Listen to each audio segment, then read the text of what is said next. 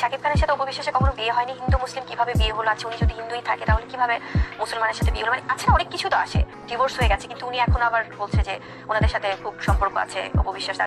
সাকিব অপুর তো ডিভোর্স হয়ে গেছে, তাহলে অপু বিশ্বাস কিভাবে এখনো তাদের মধ্যকার সম্পর্কে দাবি করে? এবার আব্রাহাম খান জয় ও অপু বিশ্বাসকে সাকিব খানের বাড়িতে ঈদ করায় অপু বিশ্বাসকে চরমভাবে ধুয়ে দিলেন শবনম বুবলী। সো ভিউয়ার্স, এই বিষয়ে বিস্তারিত জানতে সম্পূর্ণ ভিডিওটি দেখে সঙ্গেই থাকুন। প্রিয় দর্শক, অপু বিশ্বাস এবার ঈদের সন্তান জয়কে সঙ্গে নিয়ে সাকিবের পরিবারের সঙ্গে ঈদ করে যেন সবাইকে চমকে দিলেন অপু।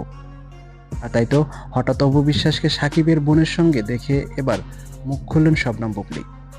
জানা যায়, বুবলী বলেন সাকিবের পরিবারের সঙ্গে শুধু তার থাকার কথা অপুর নয়, কেননা অপুর সঙ্গে তো সাকিবের ডিভোর্স হয়ে গেছে, তাহলে সে কেন এখনো সাকিবের পরিবারের সঙ্গে থাকবে?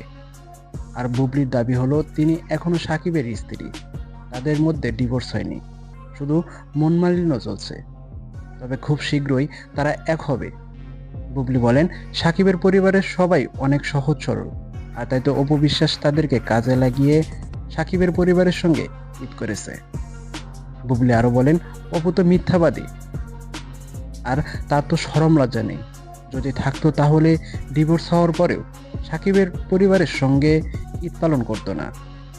সো ভিউয়ার্স, ভিডিওটি দেখে আপনার কি মতামত তা অবশ্যই কমেন্ট করে জানিয়ে দিন নিচের কমেন্ট বক্সে, এবং আমার চ্যানেলটিকে সাবস্ক্রাইব করুন। অসংখ্য ধন্যবাদ সম্পূর্ণ ভিডিওটি দেখে সঙ্গে থাকার জন্য।